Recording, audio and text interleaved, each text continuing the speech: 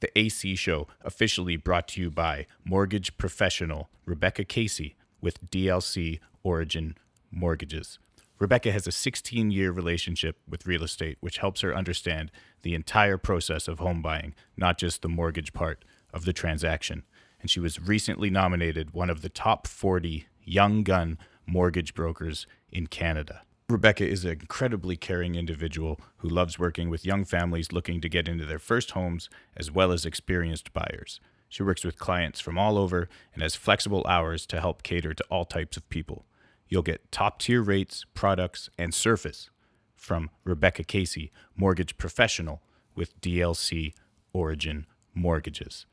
If you need to get a hold of Rebecca, you can email her at rebecca@customcoastmortgages.com. Now, my friend Tara was having a hard time spelling Rebecca, so that's REBECCA at customcoastmortgages.com. This week's episode is all about giving back. Charitables.com is a brand new website my friend John Perlinger has launched, a marketplace where you can go buy and sell whatever stuff you've got around the house or whatever you're looking for, and all the money exchanged will go to a charity of your choice. We also talk about intermittent fasting, and I think John has me convinced to give this a try. It's going to be tough. I love my food, but he said it's done wonders for him. So we talk quite a bit about that if you're looking to shake things up in your diet. So enjoy the episode, you guys. Make sure you check out charitables.com. Keep sharing these episodes around, telling all your friends who love podcasts about the AC Show. We're really starting to pick up some momentum, and I am stoked. John, my man, how you doing? I'm doing awesome, man. Thanks for having me. Yeah, it's good to see you. You found it okay, kind of? GPS fucks with everyone on the way out here. Yeah, no, I found another house that Google said was this house, but it wasn't. It's a common theme on the AC Show. Yeah. People trying to get here. But once you get here, it's pretty nice. Yeah. Yeah, no, I had similar. My wife and I moved into our house, which was in a new neighborhood, and just trying to get pizza to our house for a long time was an adventure. Or furniture showing up to some stranger's house and then having to go knock on the door and be like, "Hey, man, did you get a chair? Can I have my chair back?" I paid for it. That's so funny. We order sushi a lot, and we've moved like 4 times in the last 4 years, but it's the same delivery guy. And he's always like, "You moved again?" Like, yes, we did. Yeah. But I see that swag you got out your hat. Yeah. It's coming together with charitables.com, right? This is kind of your main gig now. Yeah, that's my baby. How's things going with that? What's the latest? It's going good. It's a process for sure. I've spent the last year kind of building it with a software development company. Right. Because I don't write code myself. I'm not officially a tech person. Yeah. I was working with Freshworks Development. They're a company out of Victoria. So they've built everything for me. Officially was on the internet a little while ago. And then I promoted it for a little bit, then stopped promoting it because there were some bugs that I didn't like. It was telling everybody they were in Toronto.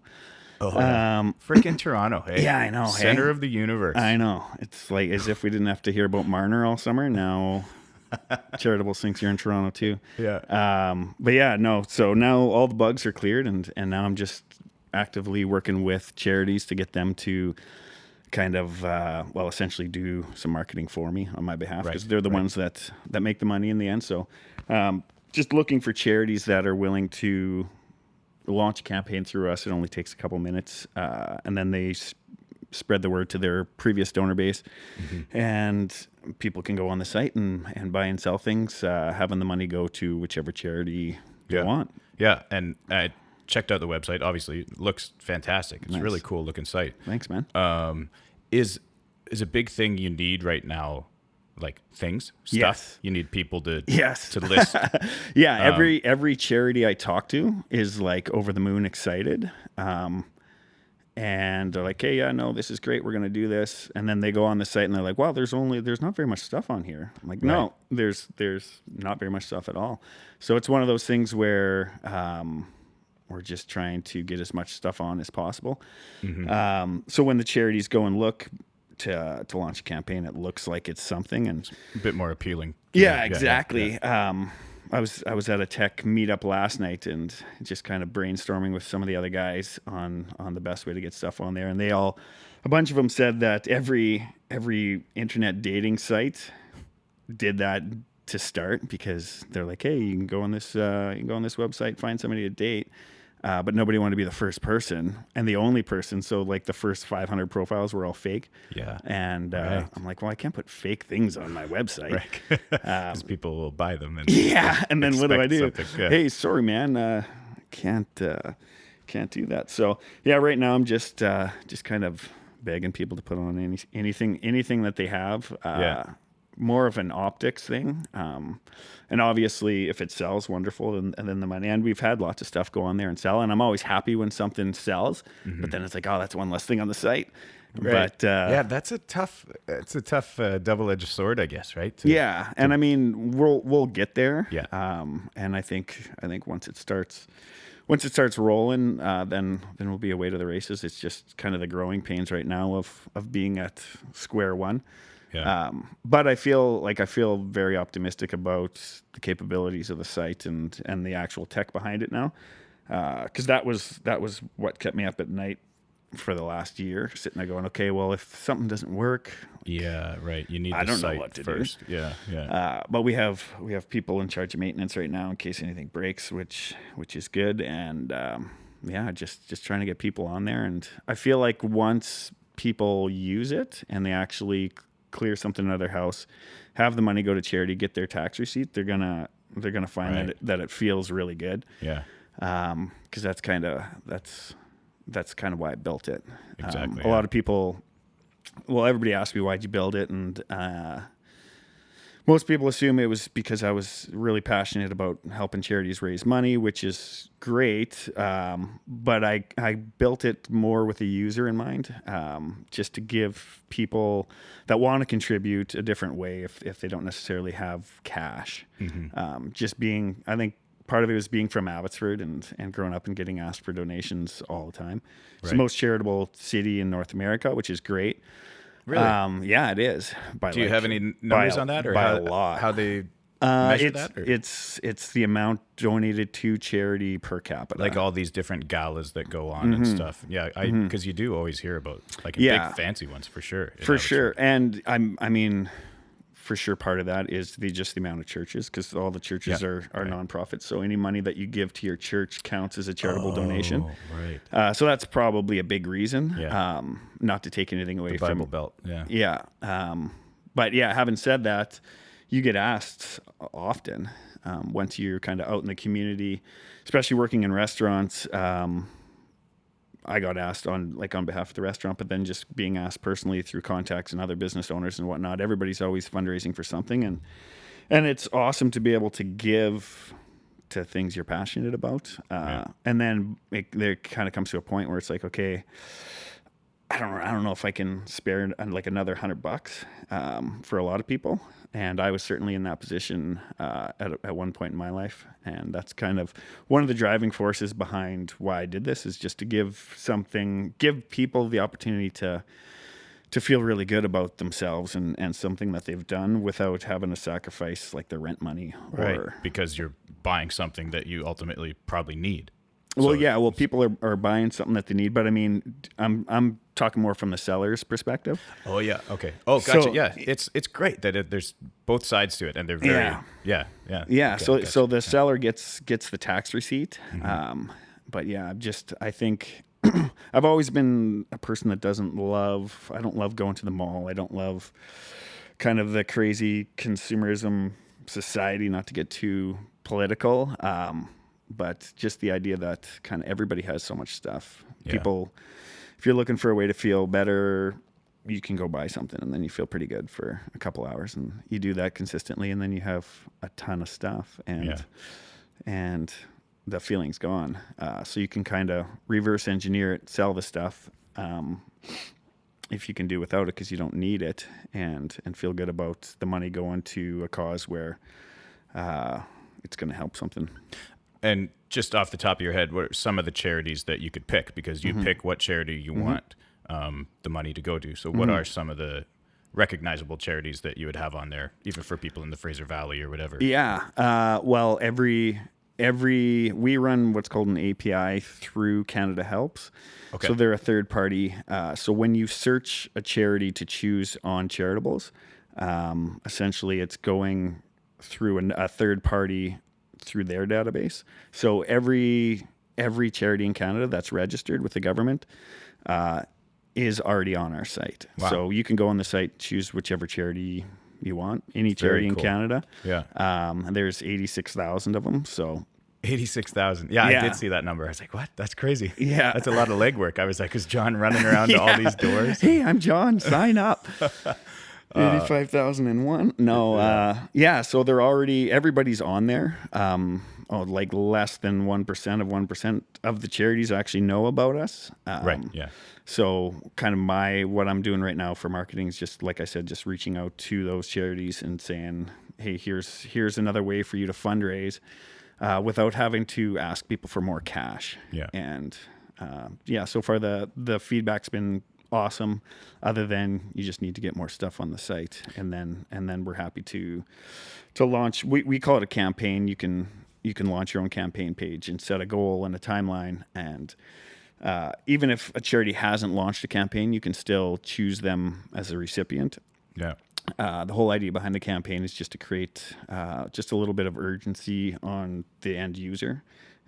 So if a charity says, hey, this month we want to raise 10 grand and we're almost there or whatnot, then it just creates a little bit of urgency for somebody to say, okay, you know what, I'm going to have a look around and see what I can throw on there, rather than just, oh, this is a cool idea, and maybe if I think about it next time I'm cleaning up my storeroom, I might use it. Mm-hmm.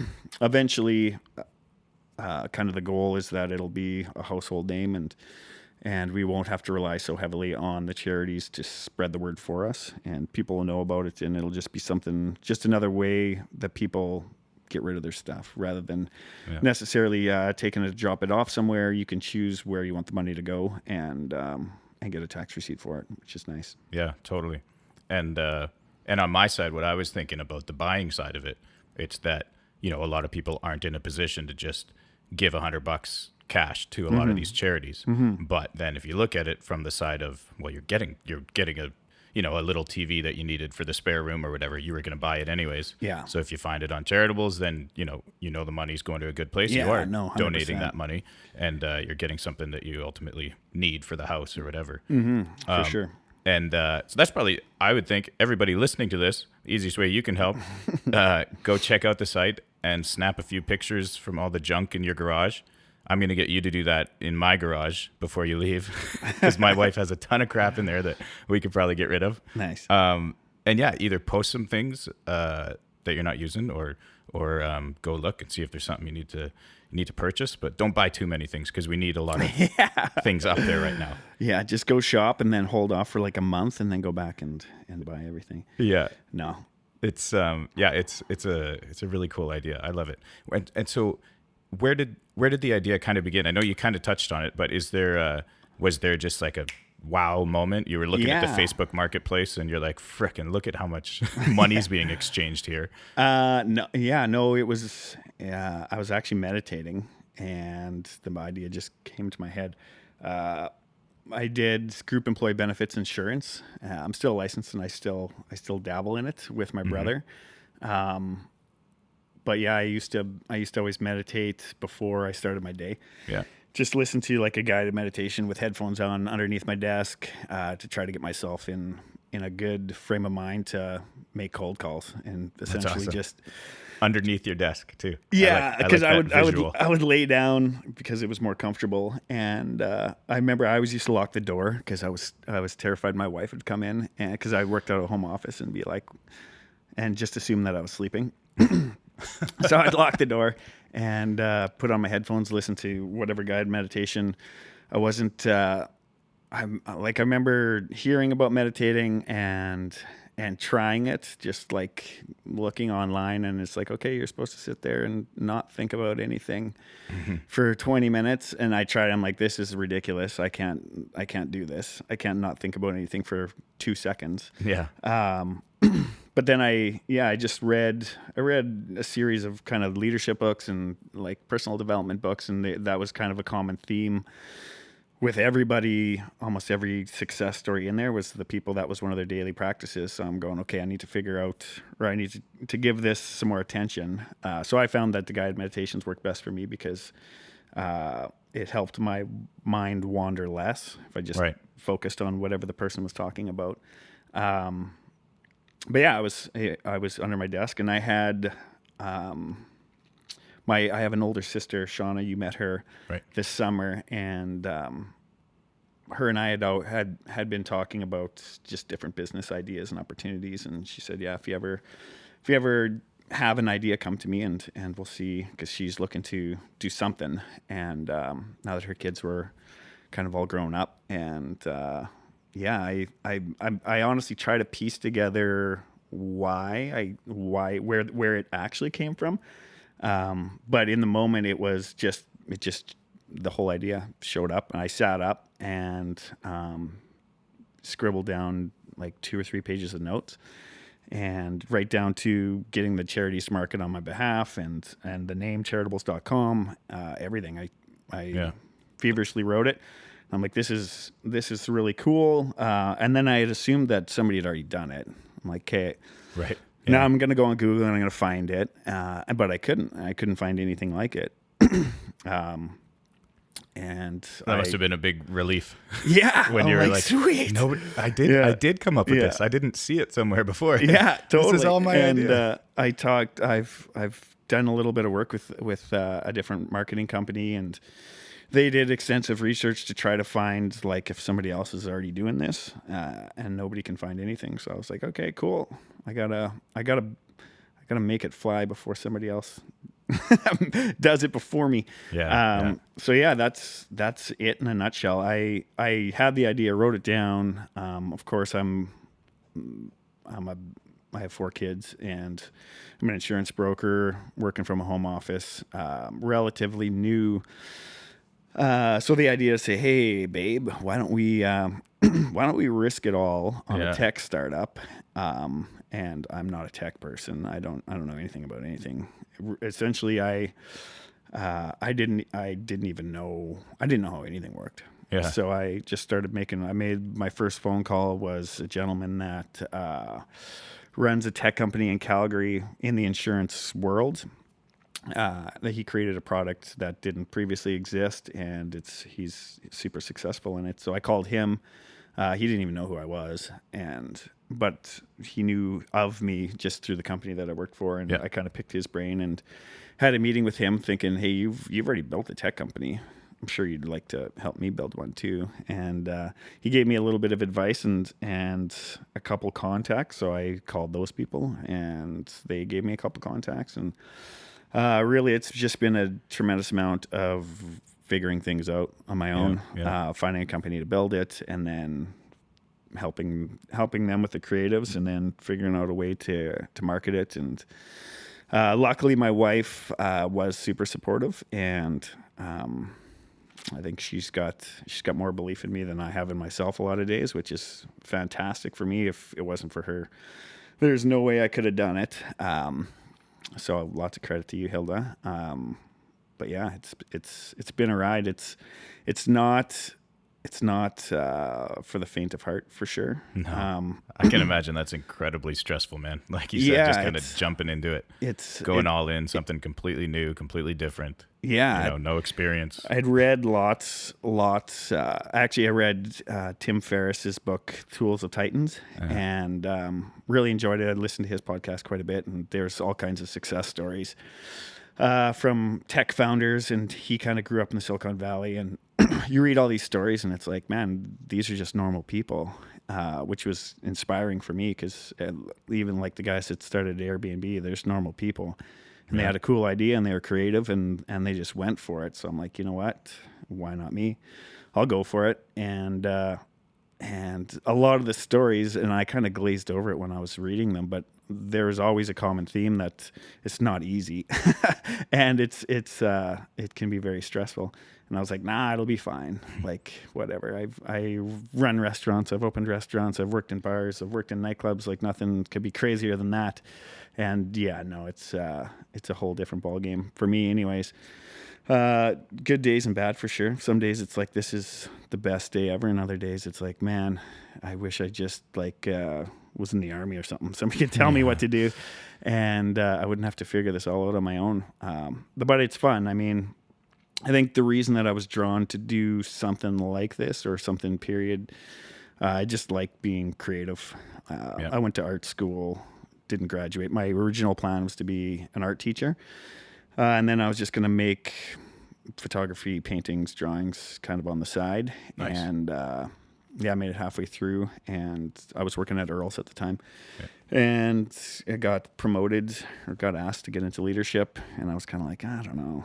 I was always like the bartender that liked showing up and having fun, and didn't know if I wanted to be the person to tell other people what to do, because I was kind of the guy that didn't like being told what to do whatsoever. But yeah, I got into leadership there and loved it, and loved working for the company. And then I'm sitting there going, okay, well, I could spend 2 or 3 more years to become a teacher, or I could go to be a GM, probably take me a year from now. I'm going to make just as much, if not more money. And I'm going to enjoy it. Not that I wouldn't have enjoyed being a teacher. So yeah, that's the path that I took there. Mm-hmm. Worked for Earl's for a number of years, learned a ton, loved the company, loved all the people. And then I was running the one in Abbotsford when they closed it, or shortly before they announced they were closing it. I had known that it was closing, and then the guys from Joseph Ridger Group had approached me to open the town hall in Abbotsford. And I had known them previously because they owned the Vanilla Room, which is a nightclub in Langley. Oh, yeah. From back in the day. I never made it there. You never made it? It might have even been before my time. Yeah. Yeah. Yeah, I don't know when I'm not sure when it closed, around 2012 or 2011, something like that. Yeah. Okay. No, I guess I would have been of age, but I never made it out didn't there. make it. Oh man, you missed out. I bartended there on the weekends for, I don't know, 4 or 5 years while I was going to university, and while I was day manager at Earl's, and then I would work at the Vanilla Room on the weekends. It was super busy, and I made good money, and I loved it. But the owners are the same guys that started up Town Hall, so. I ended up quitting Vanilla Room to when I became the GM at Earl's, and then they came and asked me if I wanted to go back with them to open up the town hall in Abbotsford. So I did that. I knew the Earl's was going to be closing. I didn't want to move to a different town. By this point, I think we had two kids, but my oldest daughter was, she lived with me 50-50. And so I didn't want to move to a different city. So yeah, it was, went to town hall and spent a year there. Yeah. Which was awesome. You were only there a year? I was only there a year, man. But that's where we met, right? Yeah. Yeah, it was through that. I didn't realize you were only there a year. You just kind of started it, built it up. Opened it, hired everybody, trained everybody. Yeah. And then a year after, I left to go start doing insurance. Yeah. But yeah, no, Town Hall was sweet. I loved the people and the business and all the customers. Things got a little crazy on the weekends sometimes. By that point, I was old. And with the kids, the family. Yeah, it was like, honestly, I'm like, this is the best job anyone could ever ask for. But then my daughter was born shortly after I started working there, my third. And so I had 2 little ones at home, and yeah, you get home at 2 o'clock, 3 o'clock in the morning, and then kids are up early. Yeah. My wife was good. She obviously, she let me sleep in, but you didn't want to, like, I want to get up, play with the kids. Yeah. But I just found I was tired all the time. And so it's okay. I'm up, I'm with my kids, but I'm kind of useless right now because, I'm definitely in that boat for sure. Yeah. So some days better than others, but most of the time I was like, let's watch TV, guys. Yeah, I hear you. But so I got into doing insurance with the family, and which was, the hours are great, and the business model and everything is good, other than having to do cold calls all day, every day. But having said that, it's certainly a skill that valuable. I'm glad I did it. It's like, I don't know. It's a life skill for sure. And like just making those kind of phone calls anyways. Conversations with people. Just calling a stranger and saying, hey, and they say, you're like the fourth person to call me this week trying to sell the same thing. And I'm like, yeah, but, and then trying to get a meeting from there, because that's how most of the conversation started. And then just being in a full commission-based business where you're calling strangers, you're booking appointments, you're trying to land clients, and that's how you get paid. Jeez. That was like my first year. I was on a salary, and then after that it went down, and then it went down to nothing. But so that was something that it was the first couple months were super stressful, and it's like very stressful job, not knowing where the money's coming from. Right? And having the little kids and stuff, but. My brother did it, and my sister was doing it, and my dad obviously did it. So I'm going, okay, if they can do it, I can do it. And I did, and it was good. But I think just having gone through the scenario where you don't have a guaranteed paycheck, and you have to land a deal to feed your family, was definitely good experience. It's definitely not for everybody, because if you let your mind wander to too much fear and scary places, then you're toast. Yeah. And I think that's kind of where the meditating came in for me, because I'm sitting there. If you got too fearful and you have a couple deals that you think are done, and then you get a call, it's like, no, we've decided to stay where we're at, or what have you, or you lose a client, then you're sitting there going, oh my God, you're losing your mind. So for me, I just needed something to keep me on an even keel. And that's meditation. Yeah. It's been that. Yeah. Dude, you look like you're in pretty good shape. Do you go to the gym or exercise that way? I used to. Yeah. I haven't anymore. in a while. Really, since I moved to Chilliwack, I've only gone a handful of times. A couple of years ago, I started swimming not long ago. Nice. Yeah. I want to do a triathlon. Very cool. So I talked to a couple of my clients, and a father, son, they own Abbey Locksmith, and they both just got into triathlon. So I'm like, all right, these guys, and they're super cool dudes. So I'm like, hey, I want to give this a whirl. I'd done research on it lots before, and I'm like, hey, I just need to figure out the swimming part. Yeah. So yeah, I just started, and I realized that swimming, if you don't know how to do it properly, is really, really difficult. Yeah, I bet. And I don't know how to do it. I'm going there doing laps, and it's I need to watch more YouTube videos or hire a coach. But I found best thing for me is I started intermittent fasting. So I just don't eat until noon and try not to eat past 8 o'clock. And then in between those hours, I kind of just eat whatever I want. I don't go too crazy. I don't do much refined sugar. But yeah. So with this intermittent fasting, like you said, not eating till noon, the biggest thing that's been pushed into my head always is breakfast is the most important meal. Get your fuel for the day kind of thing. Has, in the last, 5 or 10 years since I've been in school, or I guess longer than that, has something else come out where they're like, okay, you don't really need all this fuel at the beginning of the day. Yeah. You can hold off a bit. Or well, I've read lots on it. Different, the guy that invented bulletproof coffee, I can't remember his name, but he was one of the presenters at a Tony Robbins conference that I went to. Which was one of the things also that kind of propelled me getting Charitables going. But he talked about it, and I did keto for a little bit, which is just a high fat, like zero carb diet. Yeah. And I did it more just for mental clarity and to try to just stay in shape. Didn't love it. It worked. It worked pretty good, but if I want chips every now and again, I want to eat chips. Yeah. And if you're on keto, then you can't. And I love chips. So, favorite flavor of chips? Man, anything. Barbecue probably. Oh, yeah, I like ketchup chips, just not everyday ketchup chips. Okay, anyways, he's done lots of research just on just becoming an efficient fat burner. So the longer period of time you can have your body in a fasting state, the more efficient it will get at burning fat, and having your body run off of fat rather than carbs and sugar is essentially his science behind it, or the science I've read about it. I'm not an expert by any means. If you're listening to this, consult your doctor or whatever. Yes, good disclaimer. Yeah. I'm or consult our last podcast guest, certified kinesiologist, Adam Sipple. There you go. Innovative Fitness. You know these nice. Gyms? Yeah. He owns the one in Walnut Grove. Oh, cool. Yeah, I knew the guy that ran the Abbotsford one, Burton. Anyways, that's Adam's partner in Walnut Grove now. Cool. Yeah. There you go. Nice. Small world.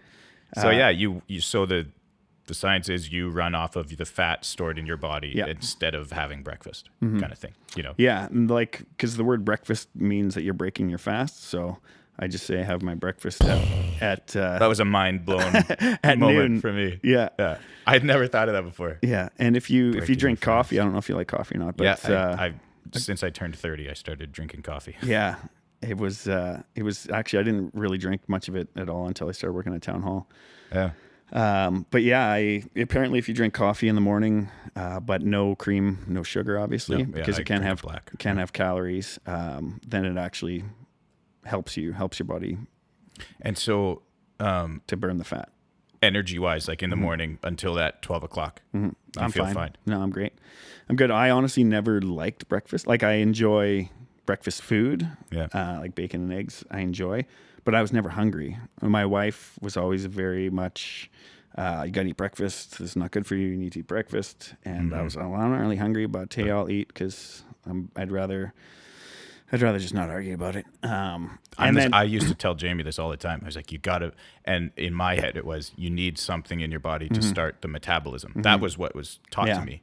That's why it's important to eat something right away so your metabolism gets going, starts burning. I don't know. No, it doesn't. Yeah. I never knew that much about it, but that's one of the things I remember learning. Yeah. Maybe I didn't learn it that well, but yeah. Well, anyway, that's been the theory for a long time. Yeah. All the intermittent fasting is kind of, I don't know if it's a fad or if we're going to find out in a year that it's actually really bad for you. Who knows? But it's working for me. So yeah, man. And if it is, like, so I'm going for it. Yeah. The people that are a little more hardcore than me, they'll choose to fast a full day once a week. Yeah. So usually it's a Saturday. So you'll say, I won't eat on Saturday. I'll eat Friday night and then I'll eat Sunday morning, and you can drink lots of water. But yeah, and apparently that's really good for detoxing your system and keeping in good shape. For me, that would not work, just because I would get too grumpy. Man, like that's like, it's almost like scaring me to think about, but I am now thinking about trying this because, and even yesterday I was talking to my buddy Woody. He plays guitar in my band when I have a band or whatever, and he records all my music. And he said that's what he's doing right now. He doesn't eat until 4 o'clock. Okay. And then he has one meal, between 4 and 8 or something like that. And that's his thing right now. Otherwise it's water, coffee, tea. Yeah. And it seems like more and more people are doing it. So I feel like I might, but is it tough? Like at first, is it really hard to not eat in the morning or until noon or whatever? Yeah. Well, like it wasn't pains, tough, like tough hunger for pains? Me. And no, not really, I'll have like 2 cups of coffee. Yeah. When I started, I wanted to do it like 2 o'clock. And because I'm always the person that does something and just goes like too hardcore, and it's like I'll go like do CrossFit and then last like 30 seconds and hurt myself because I'm trying to do something crazy. Yeah. But I tried to do like 2 o'clock and not eat past 7. And then I was like, no, this is silly. And so I dialed it back and just try to do noon and 8 o'clock at night is kind of my limit. I'm not hardcore. Like if I feel like it, I'll eat something past 8. Yeah. Usually don't ever eat before noon just because it's not part of my routine anymore, and get the kids off to school and go to the office and work, and then come up around noon, sometimes later. If I'm on the road doing meetings and whatnot, oftentimes it'll be way later, and then I'll remember that I forgot to eat. That's but crazy. yeah, it's. I think the coffee helps. Yeah. And so say you were planning on doing a big swim because you're training for swimming. How would you schedule that into your day? Would you wait until you've eaten? No, or would you I just do it in the morning? Get up, go do it? Yeah, and then afterwards not worry about recovery food or anything? No. Yeah.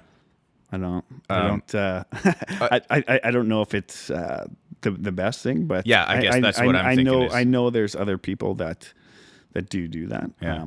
And for me, because I'm such a rookie as far as swimming goes, it's not like I'm swimming like a mile or 2 miles. Yeah. But because, still, because I'm so bad at it. It's exercise that Yeah. you think, your body needs something to recover. And I feel like for me, it would be okay. I don't often get to the gym before like 11 anyways. So at the end of my workout, maybe then I would have my big meal. Yeah.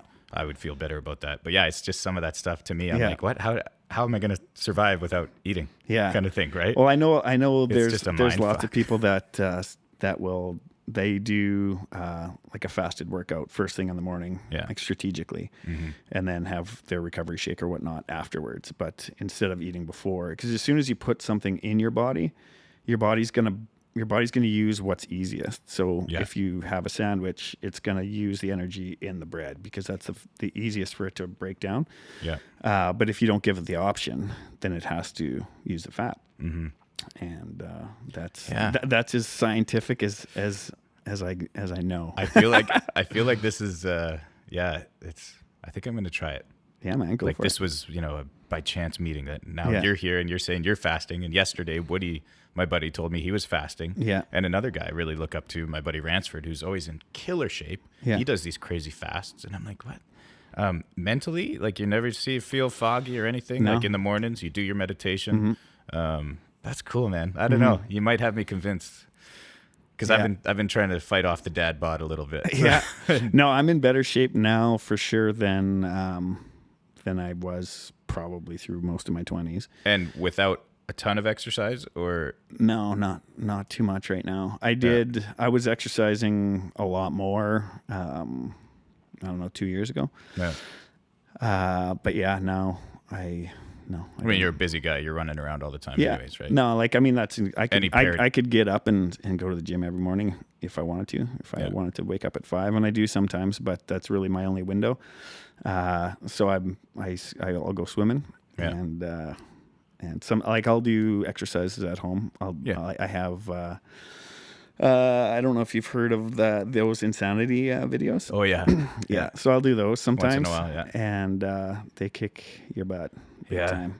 That's cool. But they're good. And I don't know, growing up in Abbotsford and working in restaurants, I knew a lot of people. And then I found if I went to the gym, I was just talking to people the whole time. Yeah, right. I was like, okay, I know. I don't want to talk to you, no offense, but I'm just here to work out. So then I just stopped going to the gym. And, that was my excuse anyways. And, so just kind of do what I can. I coach my son's hockey team, assistant coach. And so I'm on the ice a couple times a week, but it's not like I'm working out hard. Yeah. And he's 6? He's 6, yeah.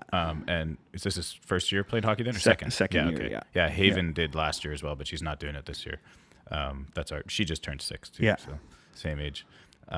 Very cool, that fasting thing. That's going to be with me for a lot here now. Yeah. I think I might have to try it. And so coffee, you say you drink a couple cups of coffee. Yeah. And this bulletproof coffee. Yeah, What's the specific here? Is that do you drink this? No, I don't. No. Okay. I used to, when I was doing keto, essentially bulletproof coffee is just coffee with fat in it. Okay. Like coffee with butter. Right, so that with would butter. not work for the fasting then. No. Yeah. But it's more of a keto thing. Yeah. Okay. So you could, if you wanted to be super hardcore on being an efficient fat burn, you could have a bulletproof coffee as your first meal of the day. Mm-hmm. Essentially, it's like coffee and butter or some sort of oil that breaks down easily. Yeah. Gotcha. And just trains your body to run off of fat rather than sugar. Mm-hmm. A lot of people argue that that's kind of how we were designed, was to not eat 3 meals a day because we were hunter-gatherers back in the day. Just not practical, or just not enough food. We'd go hunting and then you kill something and then you eat. Bring it home, eat it later. Eat a whole ton, and then you don't get to eat again until you catch something else. Yeah. And so some people argue that. I don't know. I don't want to say one way or the other, but it kind of made sense to me, so I gave it a whirl and I enjoy it. So it for me is like the lowest hanging fruit on staying in shape. Because I didn't like breakfast, and I like eating what I like eating for the most part. So it's like, well, I could like give up all carbs, or I could And it was, for me, it was the lowest hanging fruit of anything that I had researched for staying very cool, relatively in shape. Man, okay, I'm gonna do it. Okay, I'm committing to it. Sweet. I don't know when I'm gonna start, but I'm gonna do it. I'm gonna look into a few more things probably, and then figure out what's best for me. But and what's the coffee of choice? Folgers, Tim Hortons, McDonald's. Oh man, I make it at home just with a coffee maker, and it's whatever my wife buys at Costco. Yeah, I don't even know. Yeah, I think it's like Starbucks beans, and then we grind them down. Yeah. Okay. Nice. My brother-in-law owns Clearbrook Coffee Company, so he roasts all the local stuff and does it himself. So maybe I'll bug him to get some really good stuff to keep me energized. Yeah, nice. But, yeah. We'll see. I'll give it a shot, I think. I'm gonna play a little tune here, and then we're gonna talk a bit about. Family time. Okay. Family time. Ooh, ooh, ooh. It's family time. It's Very nice. family time. Woo. Yeah. So that's my little family time drop that Yeah. we do. Because you had mentioned a couple of your kids already here. Yeah. And I think you had a daughter when you were 19 years old, you said. That's correct. This is Victoria, That's Victoria. Yeah, who's now 18. she's 18. She'll be Which is 19. crazy to think you have an 19 in 18-year-old. December. Yeah. Yeah. It's awesome now because her and I, when we're in public, as long as I'm wearing my hat, because I look exponentially younger with a hat on.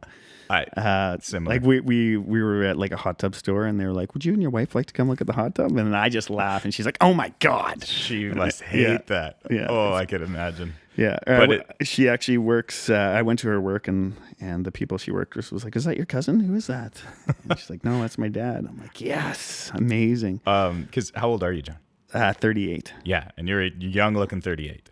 Oh, thanks, man. Fasting is the way to go for sure. But yeah, that's crazy that 18-year-old daughter. Yeah. So at 19 years old, was this a bit of a surprise? I'm guessing. Oh yeah. Yeah. Yeah. It was. It wasn't something I had written down in CAP class. This is what I want to do in my 5-year goal.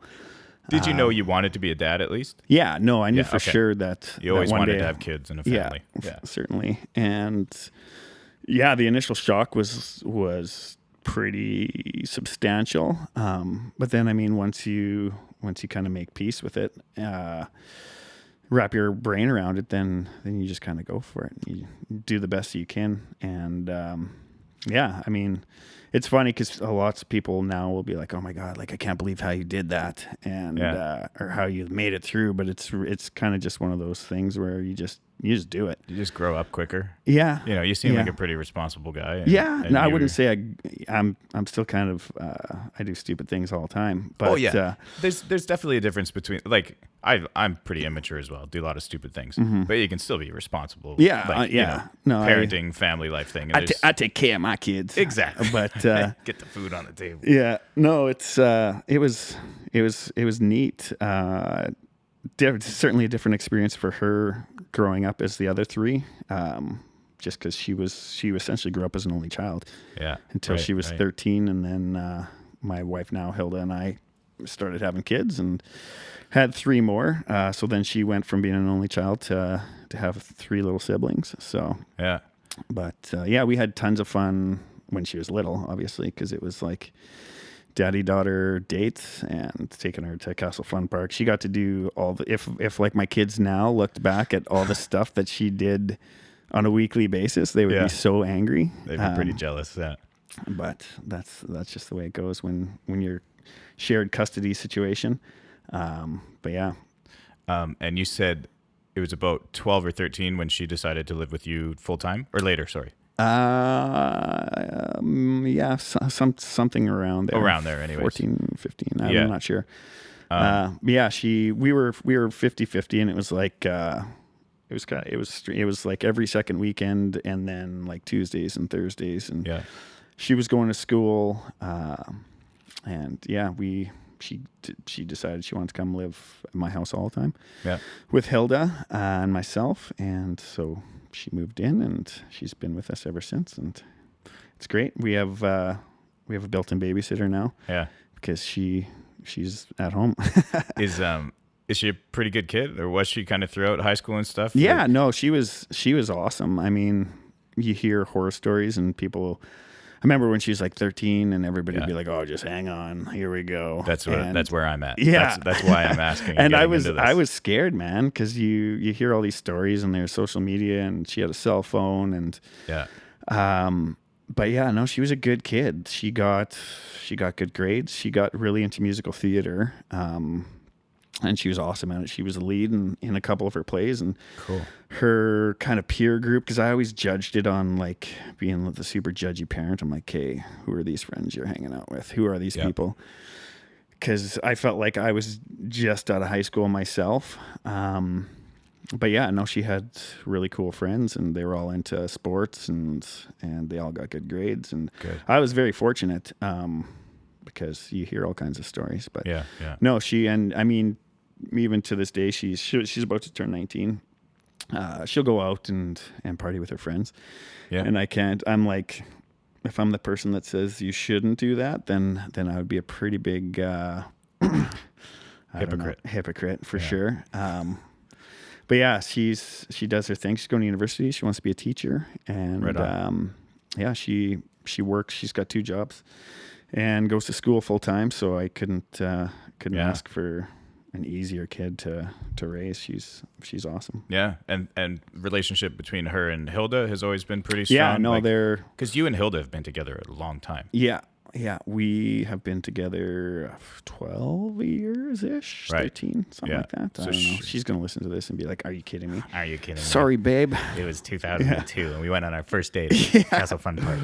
Yeah, that was our second date actually. First date we went to that's the classic Greek Islands. Oh yeah, very good. Yeah, Greek Islands. Yanni, he saw me from the kitchen and brought out shots of tequila because usually it's Sambuca. Ouzo, they love Ouzo. Yeah, Ouzo. But yeah, and I'm like, shit, dude, I'm on a first date right now. You can't.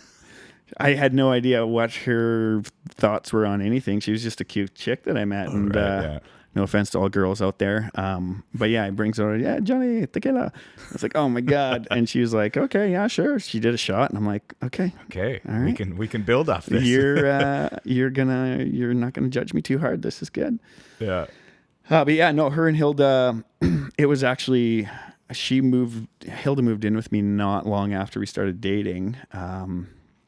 And I was working at the Vanilla Room at the time. Yeah. So when I had Victoria on the weekends, she couldn't stay at my house because I would leave at 9:00 and I wouldn't get home till 4 a.m. Yeah. And she was still a kid. So yeah, Hilda said, hey, if you want, just get Victoria to stay here and I'll hang out with her. Yeah. Well, you go to work, and we were still pretty new. We had only been dating for 3 or 4 months, and I was like, are you sure you want to do that? And like, you're like going to be like full on stepmom. Then you kind of just met me, and like, I know I'm pretty cool, but no, she was awesome with it. And Victoria and her hit it off right away. And I couldn't have been more fortunate. It was like girls' night every weekend that she was at my house, and they watched their like girl shows together and used to do like air bands and all kinds of fun stuff. And for me, it was amazing. I mean, when you are a single dad, you're always trying to choose a partner, or at least I was anyways, that's going to be good for your kid. And yeah, it really changes the game for sure. Yeah, totally. And like, I mean, even to this day, I think, in Victoria's cell phone, she has Hilda down as my person. So that, so they're tight. And she was a bridesmaid at our wedding, so that was pretty cute. Yeah. But yeah, man, that's really cool. I'm glad that it sounds like things.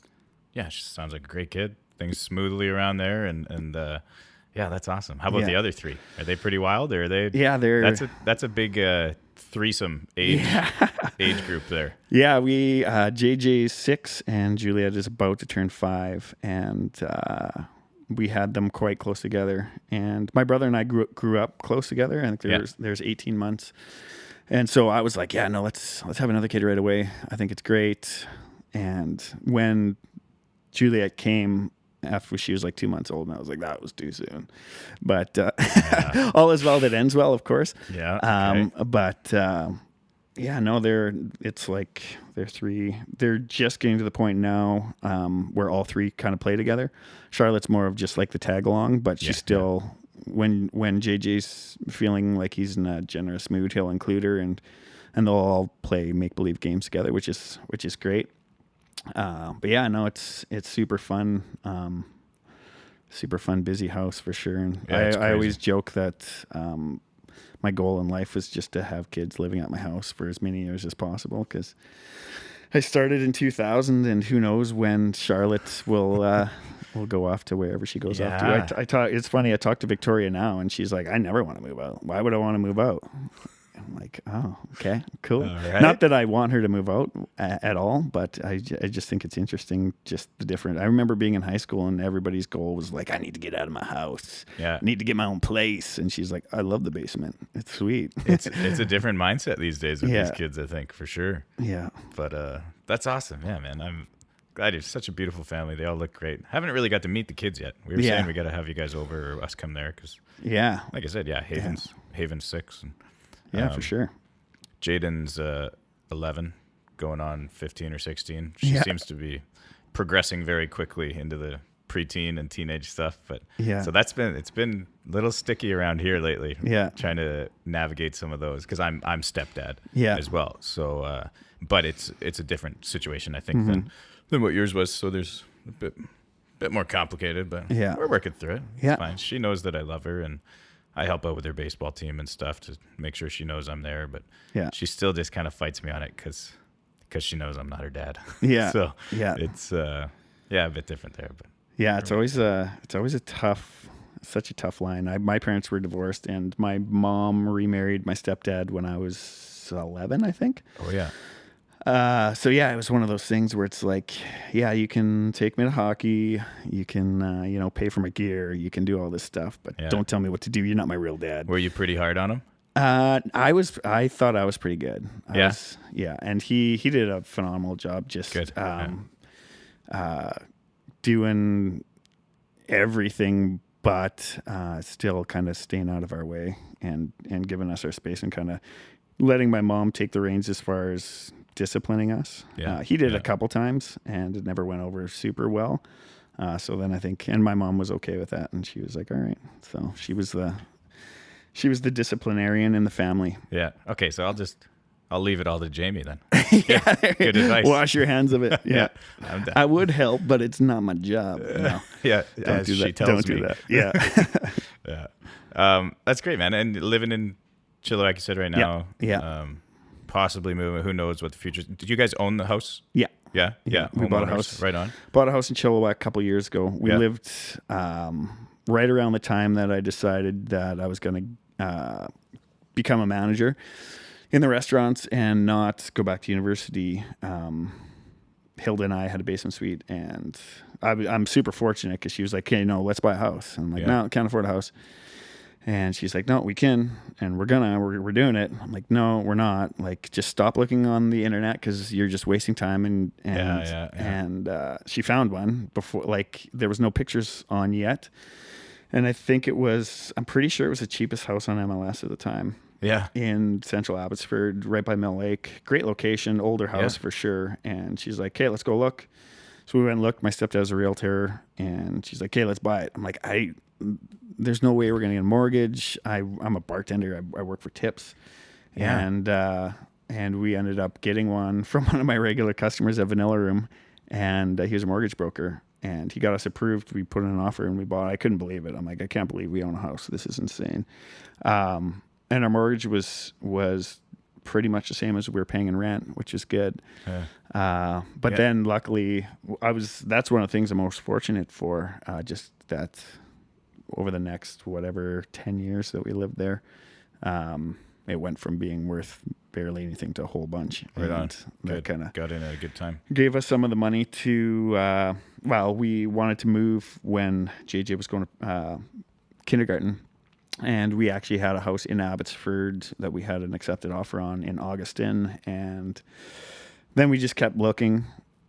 I don't know why. And so we were obviously like, okay, if we're still looking, then we're not totally in love with that house. And my sister and her husband lived in Chilliwack, and we went out there just to drive by a house, and then ended up looking at a different house, the one that we ended up buying. And just the value was so much better. So we got kind of everything we were looking for in a house and a yard and everything. Had to move to Chilliwack from Abbotsford. Yeah. So I didn't know a ton of people, but we've met our neighbors, and I work out of a home office, so that didn't really matter. But Yeah, it's yeah, I worked guess. out. It's worked out well. That's sweet. Speaking of mortgages, I have a good friend who's an amazing mortgage broker. She's actually the sponsor of this podcast. Oh, nice. That's Rebecca Casey with DLC Origin Mortgages. Okay, Give her nice. an extra shout out. Yeah. I do the big shout out at the Yeah, beginning. yeah. Last week was my first like sponsorship read that Yeah, I did at congrats, the beginning. It was man. cool. Yeah, I was stoked on it. Yeah. Because I had said 52 episodes. I want to do one a week. Mm-hmm. That was the goal. That was like the first goal, just to have something consistent and actually get one out every week. Yeah. It's gone so far. I think this might be number 40. Yeah. And then I was like, after that, we'll see. I might slow down, or we'll see how it's going, because it does cost a little bit of money to put up. So my second goal was to get a sponsor to cover that cost. Yeah. If I'm going to continue. Yeah. And we got that, and Sweet, man. and a bit of money to do some marketing too. So Yeah. I might pick your brain about that, because it Yeah. sounds like you're getting a bit better of a handle on it. Yeah, so that's really cool. I got my first sponsor, and we're stoked. Yeah, man, that's awesome. I discovered podcasts, I don't know, like right around the same time I thought of Charitables and all the rest of it. But Yeah. it's such an amazing thing. Yeah. Because I like learning. I like Yeah. just listening and stuff. And if I could read consistently every day, then it would be wonderful. But I find that I always just am too lazy. Not lazy, but if it's the end of the night, it's like, okay, should I read for half an hour? Should I just watch the Canucks highlights? Right. Yeah. I'll watch the Canucks highlights for a bit, and then I'll read, and then you watch, and then you just keep watching. It's like, hey, it's getting late. I better pack it in. So that's why I love podcasts. I just listen to them while I drive everywhere. So So you're a Canucks fan, right? I was doing my Facebook creeping. I'm trying to come up with a good segment about Andrew's Facebook creeping on all his guests. yeah, Something will come to me soon. But I saw you decked out in your Oilers gear for like when you were playing goalie. oh or yeah, whatever. that was just my beer league. That's just that was the team. The team that I used to play. okay. I stopped playing last year, but yeah, I played hockey. I've played since I was like 4 years old. Yeah. And then last year was the first season I haven't played. I was just busy with. I started coaching JJ's hockey and then the kids, and it's all evenings and weekends, which is fine. I just found that I would get home at like midnight, and then I wouldn't fall asleep till like 1:30, and then you try to wake up and be productive the next day, and something had to give, and I came to terms with the fact that I'm never going to play in the NHL, which was a little tough. But You never know, man. What'd you say, 38? yeah, How old's Mike Smith for Calgary Flames there? I think he's pushing 40, right? yeah, I don't know. I keep, yeah. Were you always a goalie? Sorry, I might have. I started when I was 12. Okay, yeah, Yeah. cool. Yeah. I loved playing goalie in floor hockey. I never did in ice hockey. Like, I Yeah. enjoyed it, but I just couldn't Yeah. get into it. I think probably the equipment so expensive, right? Yeah, well, Hard I was lucky when I started. I think you can still get it from like your association. But Oh, yeah. I grew up in Saskatoon, and the association said they were looking for goalies. Toontown. And, yeah, and so I begged, and my parents are finally okay, fine. And then so I got free gear essentially from the association for 2 or 3 years, and then they had to buy it all. Which, Yeah. God bless their souls. Did you play pretty competitively? I played like AAA, Nice. Yeah. bantam and midget. Didn't play any junior. Yeah. And so then I played beer league for a number of years, and good group of dudes out there. Yeah. I've been trying to find a bit more out here as well, but like you said, it's just ice times are tough, and then late nights, and and I'm always working at night anyways, usually, so it's made it tough, but been getting out there once in a while. Yeah, I love it, man. Yeah. So because I'm season tickets, went to the game last night. Yeah, Little hungover. had a boy. I feel pretty good. I mostly we got back here and had a couple beers and played NHL. Okay. I love playing PlayStation. I don't get to play that as much as I used to, but when I do, I still get the new NHL games all the time. Nice. Yeah, it was a good game last night. Sweet. Besser and Pedersen each had 3 points. JT Miller's firing it up. We're hopeful, right? Yeah, no, it's there's hope. I found I was running the Earls when they went to the Cup and lost. Oh yeah. And it was awesome. I ran a special $10 pitchers of beer, and we packed the place. Yeah. Because generally Earls, as a rule, didn't do one-off like specials that a pub would. Yeah. And I got the okay from like the powers that be up top that I could run this special throughout the playoffs, every Canucks game. So the place was packed. I bet. And I loved it. I would I'd work somewhat and then just pick up a a stool and sit there. Usually Hilda would come join me, and our house was only like a minute from Earl, so we watched every game and had several beers, and it was like the funnest run ever. Yeah. And I found after like they lost in the riot, and I just had the biggest hockey hangover, where it was like it took me a long time before I could get into trying to get my hopes up again. Yeah. It was like, for me, it was like being left at the altar, and then trying to get back into dating again. But there's certainly hope now, and they're fun to watch, which is all you're really looking It's for. the biggest difference, yeah. Whereas 3 or 4 years ago, not so fun. No, They were getting their butts kicked, and they were just a different game. They were not playing the new age hockey like they need to. yeah, But now they seem to be, for sure. This is a segment I do have planned out. okay, The favorite song ever segment, okay, where there's a gun pointed at your head, yeah, and you need to choose one song yeah. that is your favorite song ever. And this segment is brought to you by Rebecca Casey's husband, Yeah. who remortgaged their home and borrowed some money from Rebecca to sponsor this segment, or something like that. Cool. Sean Casey. He just likes me saying his name, I think. He was on here a few episodes ago, Yeah, actually. He nice. did a great job. It was a fantastic one. Cool. Sean, thank you. And so, John, favorite song ever? Billie Jean. Oh, yeah. Yeah. I was telling you before the start that I don't even know if I should be allowed to say that that's a favorite song anymore after everything that's Finding kind of- Neverland. everything's- Leaving Neverland. everything that's come to light. But yeah, when I was a little kid, my brother had a Michael Jackson tape in the 80s, and I used to put it on in my bedroom and dance in front of the mirror by myself. And then the very first time I ever went on vacation with my brother and my dad, he took us to the Dominican Republic, and they had one of those nights where everybody like goes and watches the show. Yes. And all of a sudden you get the guy in the microphone that's like, okay, we need somebody from Canada, somebody from USA. So I had felt pretty good because I had, it was all inclusive. So I just smashed beers all day, and I'm like, yeah, Why not? I'm from Canada. So yeah, I went up on stage, and it was a Michael Jackson dance contest. What?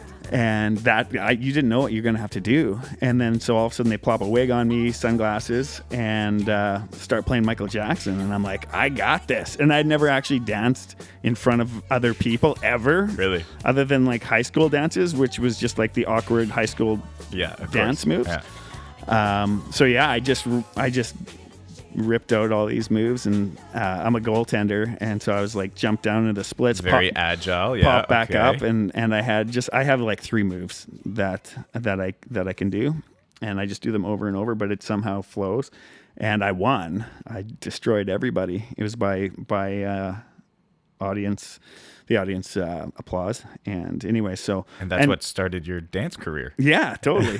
And yeah, it was amazing because that was the first night in the resort. So then for the rest of the 6 other nights or 5 other nights we were there, everywhere I went, it were was famous. like, guy, it's the Michael Jackson guy. He's the Michael Jackson.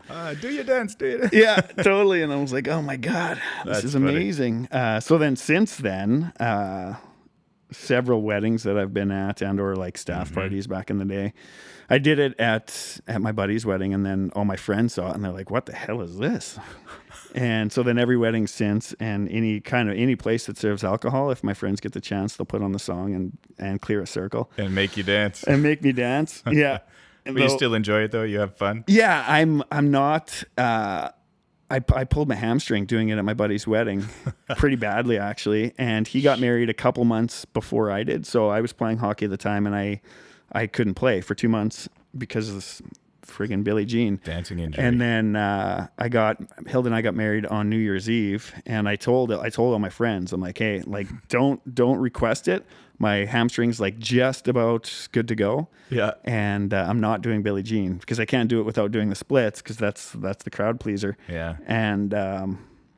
And of course, near the end of my wedding, New Year's Eve, everybody was well lubricated, and the song came on. And my buddy came out, my buddy Tanner's like, dude, you can't not do it.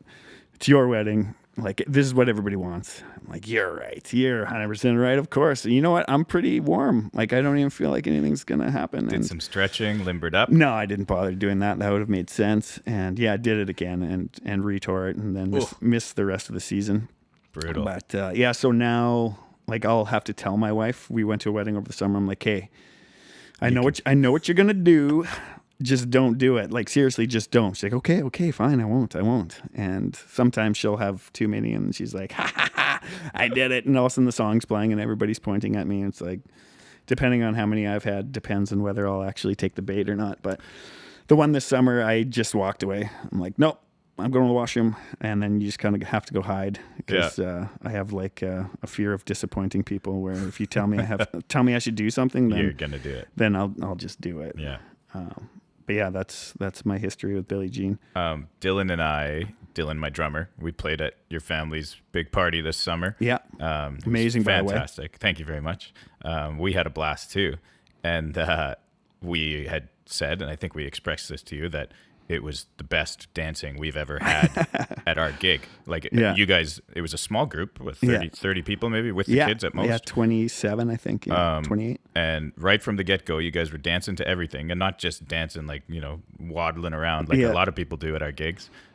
Like these incredible swing dancing and line dancing and two-stepping and everything. Yeah. Like, has your family always taken dance lessons, or is this just something that comes kind of naturally? Or I think, I don't know if it's a Saskatchewan thing or what, but to keep warm. They all always dancing in the wintertime. All right, kids, time to two-step. Yeah. Furnace is broken. Yeah, they all know how to two-step. I don't. I just pretend. I remember going to Roosters back in the day and like asking girls to dance, and they're like, you know, a two-step? I'm like, yeah, of course. Sure. And then going out there and they'll be like, you two-step different than me. I'm like, yeah, you just I wanted guess to get your hands on them, right? Yeah. Yeah. But yeah, no, they enjoy dancing. It's kind of a family tradition to do the line dance that everybody learns in high school. Yeah. We did it one year at Christmas, and my parents just thought it was amazing because we're all in tandem. So now it's every family function. It's like, okay, kids, go line dance. That's so cool. Yeah. But yeah, it was me and Dylan were blown away. We were like, this is awesome. Yeah. Like people who actually know how to dance into our music. Yeah, the little kids, like JJ and all his cousins around his age, they went bananas. So that was pretty cool. I still look back at the videos because I took a bunch of videos at the beginning of the night. Oh, yeah. Of just the kids dancing, and that was pretty neat. Yeah. Man, kids are great for that. That always gets us fired up because it's like if we're playing at a wedding or whatever, or any kind of party and there's kids around, when the adults aren't drunk enough to dance yet, the kids are still out there, and you're like, come on, you guys, you can dance. If the kids can do it, you can do it. But, it took nothing to get you guys out there. You guys were just ready to have some fun. Yeah, I think for us, I think it was all family, and my dad started dancing, and it was his party. Right. So I was like, all right, you're not going to be judged, and you're not going to look stupid, so go for it. Yeah, of course. No, that was a good time. That was one of our favorite ones of the summer for sure. Yeah. And because we got to go golfing the next morning. Yeah. Can't believe you didn't make it out. Yeah, I played well too. Kicked Dylan's ass again. Nice. That's good. Yeah, I heard you guys are pretty good golfers. We do play quite a bit. I played on the UFV team back in the day for a year. And Dylan never played competitively, but he's always been a heck of a golfer. Yeah. He's good. Yeah, that was fun. That course was incredible. Have you played that one before? I haven't. No. Well, next time you're like up there, my brother-in-law, whose place we were all at, he had never played it either. And he's like, I can't believe that course is this close to our house. We're definitely playing that again. Yeah, so yeah, it was really nice. It's pretty neat. Yeah, man, your whole family was so sweet. It's a nice people, man. I'm glad we got to do this. Yeah, they were huge fans. It was my sister sent me the message saying, "Hey, I'm thinking of getting some live music for the party. Do you know anybody?" So I was like, "Oh, sweet. Hopefully he can do it." And I sent you the message, and you could do it. So I had pumped you up a lot. That's to my family. I had sent them a couple of YouTube videos and stuff, which I don't know whether they watched them or not. I'm like, this guy's like really good. Yeah, like this isn't like. I feel like I was like Vince Vaughn. Like, this is just make sure you can see the stage, okay? And then I remember you're setting up, and I'm like, I hope that they all enjoy his music as much as I do, because I've really pumped this up. I know you gave us a little pep talk. You were like, you guys got to be good. I told my family you're really good. Yeah, I got to stay in the will. Yeah. But yeah, no, they were all blown away, and everybody had a wicked time. I'm pretty sure it was the best day of my dad's life. he was on top of the world. Good. So it was pretty neat. I'm glad we got to be a part of it. Do you, and so, because we met through town hall or whatever, Yeah. like I was playing there Sundays or Thursdays or something like that. Mm-hmm. Do you miss a lot of the bar scene at all, or are you pretty over it? Do you miss some of those nights anyways? Depends on the day. Like, I guess. honestly, like the actual routine of going to work, working at town hall, I loved. Yeah. Showed up there, have a coffee, put Yeah. together the floor plan, decide, kind of put everybody in the sections that you want, talk to the kitchen, make sure everything's good. Yeah. And then people start showing up and you run around and just kind of make sure everything's flowing. Yeah. You and- make sure people are having a good time. Yeah, right? and it's like essentially I was hosting a party every night, which was Yeah. amazing. Yeah. Because I could buy them drinks, and everybody loved the guy that buys them drinks, so Yeah. it was good. So I miss the social aspect of it. Just working pretty much exclusively from a home office since then. I still interact with people, but it's mostly over the phone or like over a conference call, Zoom call. And it's different because you're talking to people that are at work, whereas in the bar, you're talking to people that it's like this is the fun part of their day, which Yeah. I definitely miss that. Even working lunch shifts and not, usually you go for lunch at Earl's or Town Hall, wherever you might go. It's kind of like the highlight of your work day anyways, going for lunch. Yeah. Yeah. So yeah, I miss that aspect of it, and the people, and I miss the leadership part of it a little bit, just because it was super fun to take like a 19-year-old off the street, hire them, train them, watch them turn into an amazing server or bartender, and kind of progress along on their career wherever it might take them, whether it's further in restaurants or just through university, and kind of help people in that transition of their life. That was super rewarding for me. So I miss that. Having said that, the time I get to spend with my family is obviously the most important thing to me. Exactly. And it's having a home office it's good and bad. It's great because I don't have to commute most days.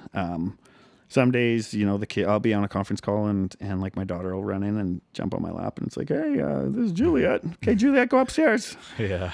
Go find your mom. Yeah. It's happened on the podcast a few times. Yeah. For sure.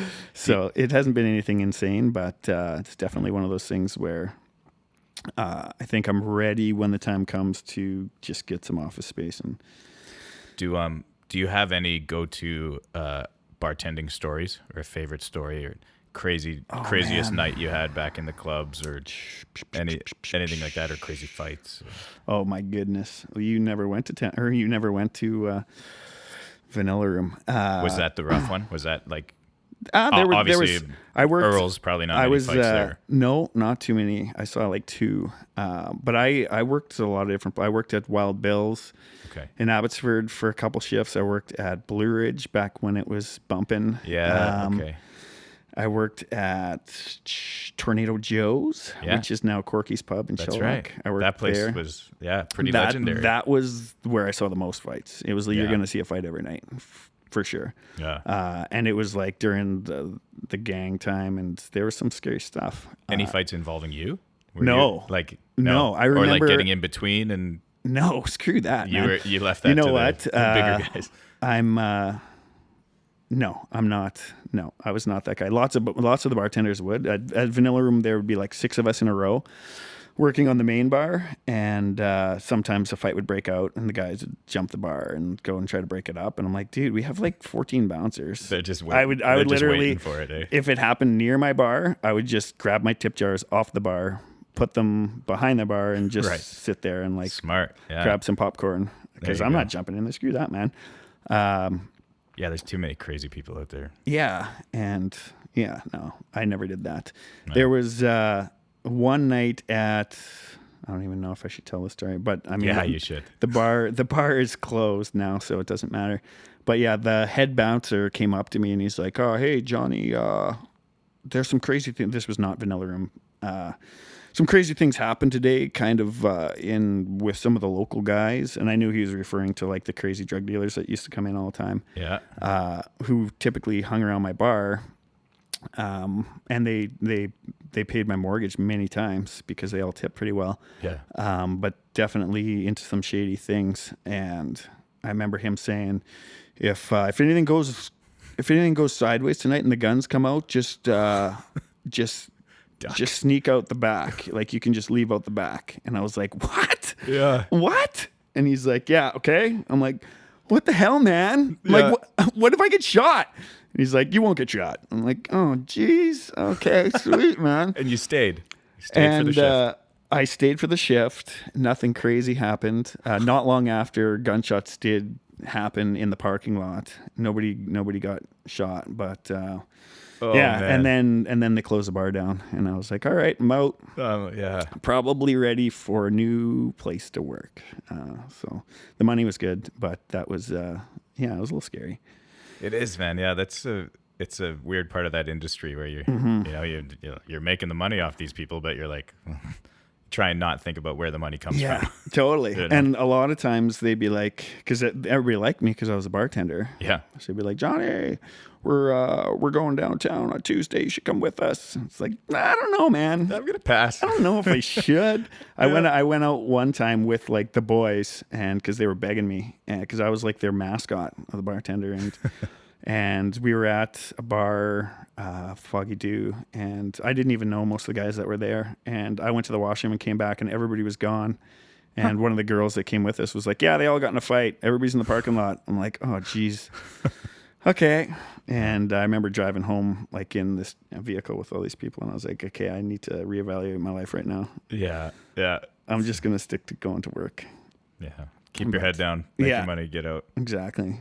So let's tie it back to Charitables before we wrap up here. What's kind of like, do you have, certain goals along the way here that you're looking at meeting, and like a big, an end goal? Is there anything, what do you see the future of Charitables kind of building my into? short-term goal, I'd like to get 150 charities to launch campaigns. Doing the campaign. Yeah. Before New Year's. Okay. That was my goal when we launched just at the end of the summer, and then we had some setbacks. So I'm really gonna have to hustle, make that work, but that's still my goal. I would like to, before next year or before 2021, I'd like to be available in the States. Cool.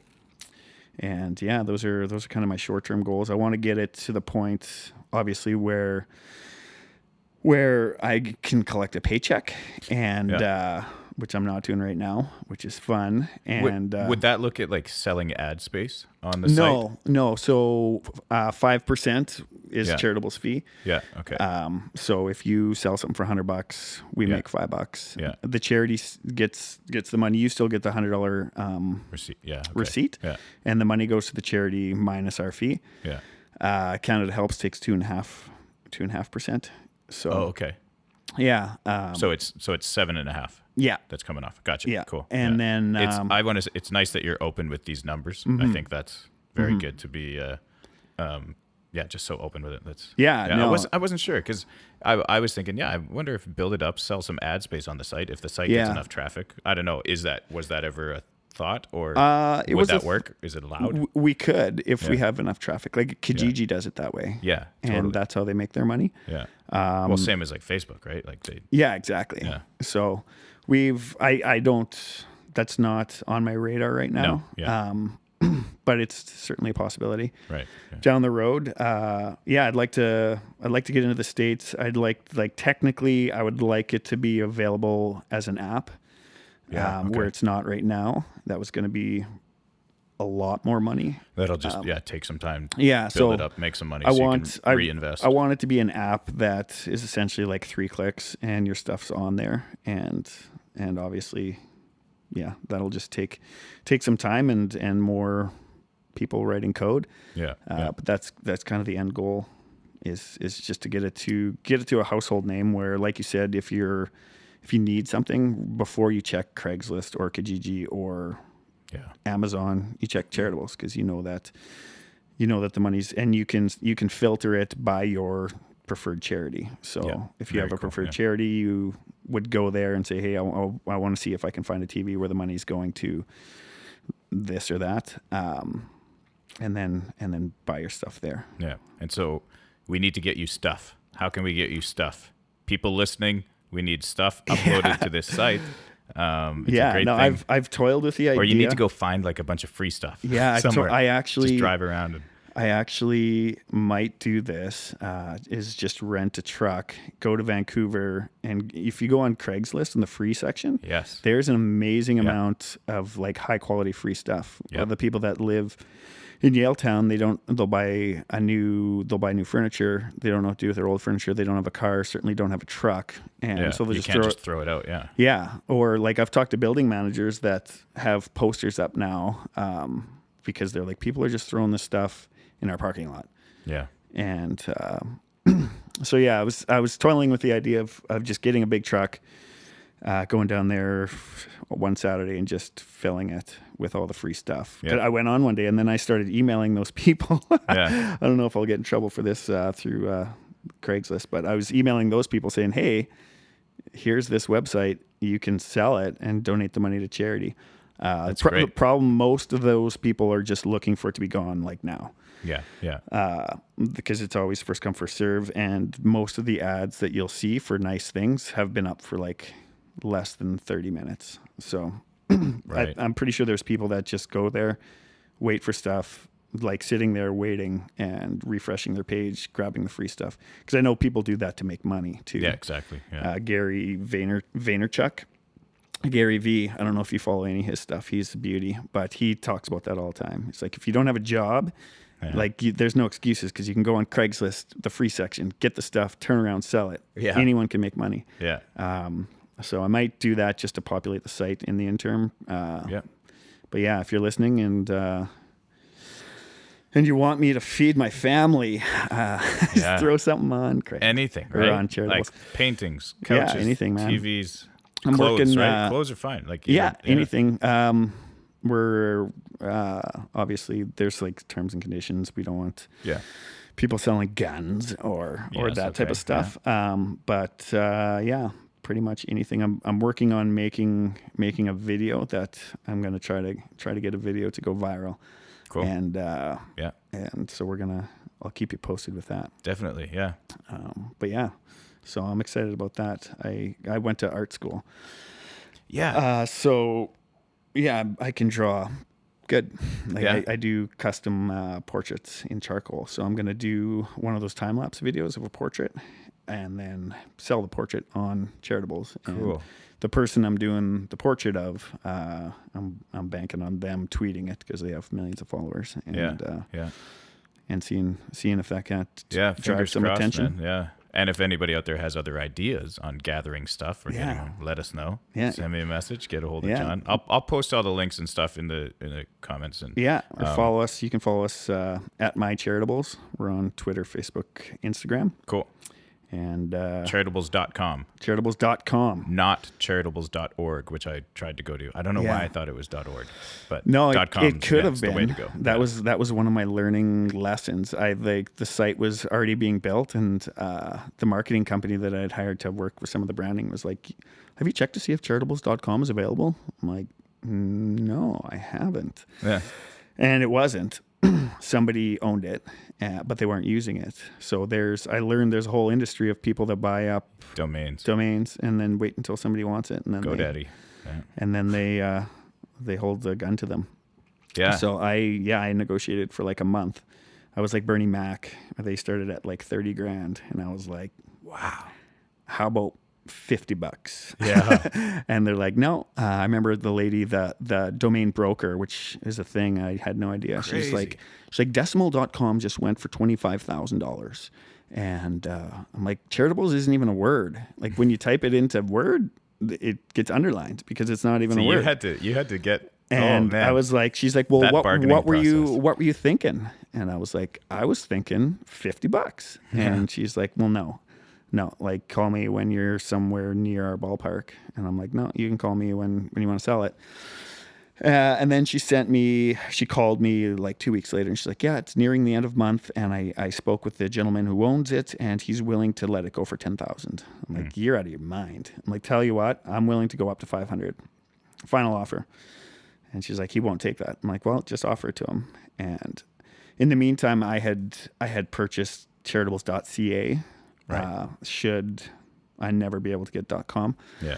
So that was what we were going to launch at. But I knew that my end goal was I wanted to be across North America. And I knew that if it scaled to the point where charitables.ca had 1 million monthly users, the guy that owns charitables.com is going to say, okay, now I know you're something. Now I want 100 grand. Yeah. I'm going, oh crap. So we met somewhere in between 10,000 and 500, but it was certainly more than I was wanting to spend. Oh, that's such a fucking shitty thing that you have to pay for. It felt so greasy. It was is. like, who are you? You guys are just, you can't own that, but you can. And it was like, yeah, it was like somebody going to the mall and buying all the T-shirts and then reselling them in the parking lot. Exactly. Like, how is that? Yeah, I know it's a thing. Pisses me off, but c'est la vie, that's part of it. That's the world. Yeah. Okay, man. Well, we're going to wrap up. I appreciate you coming, making the drive out. Let's get the families together sometime so we can watch some hockey, have some beers, something like that. Definitely. This has been a blast. Super fun. And I'm going to be texting you or calling you like every morning when I'm starving, needing my bacon and eggs. You said this was easy. Yes. You will be hearing from me for sure. Just change your perspective. Break the fast at noon, man. Break fast. Yeah. Still can't believe that's the word. Yeah. All right, man. Well, thanks so much for having me. I appreciate it. You got it, buddy. Take care of yourself. All right. Really call it the AC show. Yeah, we really call it the AC show. Really call it the AC show. It's the AC show. It's the AC show with AC, your host. Check it out.